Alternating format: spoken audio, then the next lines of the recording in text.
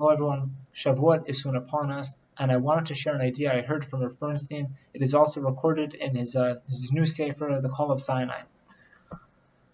So says Rav Bernstein, we are currently in the Omer, right? Between Pesach and Shavuot, from the second day of Pesach, we've been counting, building up to get to Shavuot. Now what is the Omer? So I may have misquoted what the Omer actually is in the past, and I'd like to correct myself. The way I understood it before, and I may have implied this, was that on the second day of Pesach, we bring the Omer offering. That was a barley offering. That is correct. And then finally on Shavuot, we bring a wheat offering, right? The shtei halechem. That is also correct. What I implied was that between those 2 days, we brought offerings on a daily basis that slowly shifted from barley to wheat. That is not correct. What was is, there was a first offering, the Omer, which was barley, and then at the end, on Shavuot, we have the shtei halechem, which is made out of wheat. Now, what this actually symbolizes, says Rav Bernstein, is that many commentators allude to the fact that, the reason why it was a barley offering at the beginning was because barley is animal food. And we're going from the state of being an animal to what Shavuot represents. Shavuot, we bring wheat. Wheat is meant for human consumption. It was also chametz, by the way, which was very unusual for the Beit HaMikdash.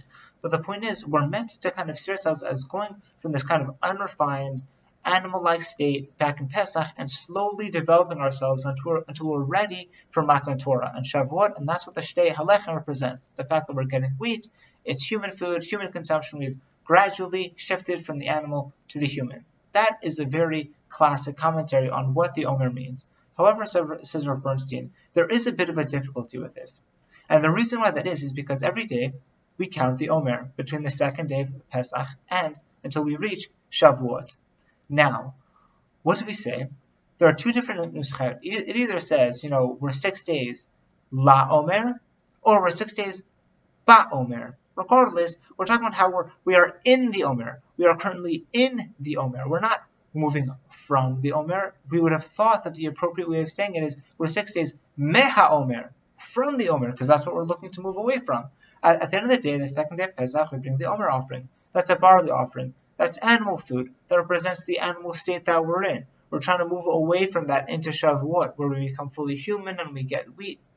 So what is behind the nusach of Ba Omer or La Omer? By the way, just an interesting side note, I noticed in my siddur that so not all, I'm assuming not all Temanim have this minhag, but at first the Temanim read it in Aramaic, and then they say it in Hebrew. And in Aramaic, it says Ba'umra, and then in Hebrew it says La Omer. So we have both of them. Anyway, just an interesting little side point. But why don't we say Meha Omer? So says Rav Shlomo Fisher, he's a gadol who's living in Yerushalayim even now. He says as follows.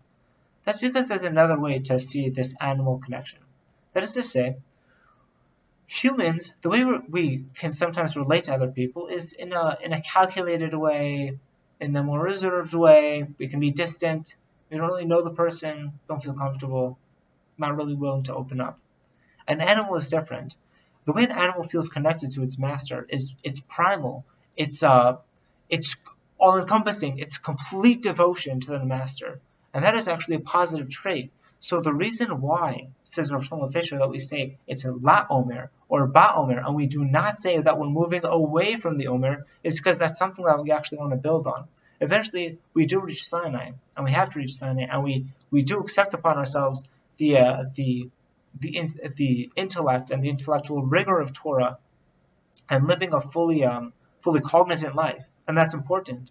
However, that we're not supposed to completely move away from that animal state. We're supposed to build upon it.